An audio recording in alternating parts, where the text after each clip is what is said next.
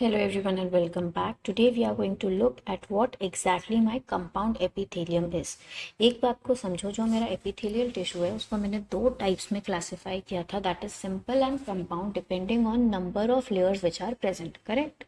तो यहाँ पे जो कंपाउंड एपिथेलियम है उसमें क्या है, multiple layers of epithelial cells की लेयर है, लेयर, ठीक है।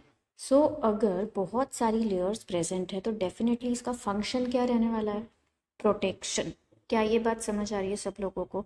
कोई भी मेरा कंपाउंड एपिथेलियम हो, कवरिंग के साथ साथ वो प्रोटेक्शन भी करने वाला है, करेक्ट।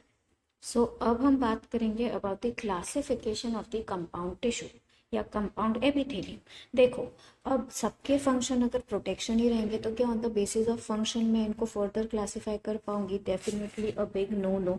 तो मैं इनको क्लासीफाई कौन से बेसिस पे करती हूँ? On the basis of stretchability. यानी मेरे कुछ कंपाउंड एपिथेलियम है जिसमें प्रॉपर्टी है स्ट्रेच होने की और कुछ में नहीं है। तो देखो, फॉर एग्जांपल अगर मैं यूरिनरी ब्लैडर की बात करूं, जब धीरे धीरे उसमें यूरिन जमा होती है सो हमारा ये यूरिनरी ब्लैडर स्ट्रेच होने लगता है, लेकिन जैसे ही आप यूरिनेट कर दोगे it will again come back to its normal position.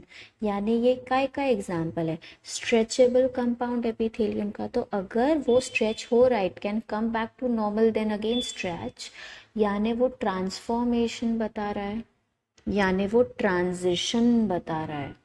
सो मेरा कंपाउंड एपिथेलियम का जो फर्स्ट क्लासिफिकेशन है that is transitional epithelium which shows the property of stretchability. समझ आ रही है बात? और इसके हमारे एग्जाम्पल्स क्या है, basically urinary bladder and uterus.